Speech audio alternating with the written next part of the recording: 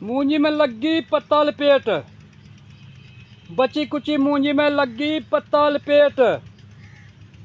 अरवा ने खाली कर दिया सारा खेत और जमींदारों ने पैसा लगा दिया उधार चुक चुक के, फिर भी उनका कुछ हाथ ना आयो, छानता रहेगा रेत।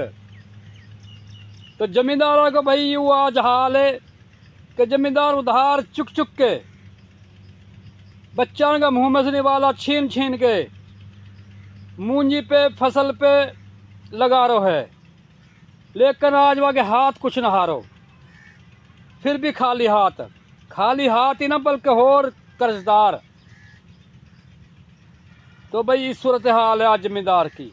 यकीन कर सबसे ज़्यादा जमींदार मर रहा आज, और वो जमींदारों को बहुत दुख है, क्योंकि मैं खुद जमींदार हूँ। वो जमींदारों को एहसास है, उनको सारो पतो है, और पतो वाही रहे जो खुद वह चीज़ में निकलो होए।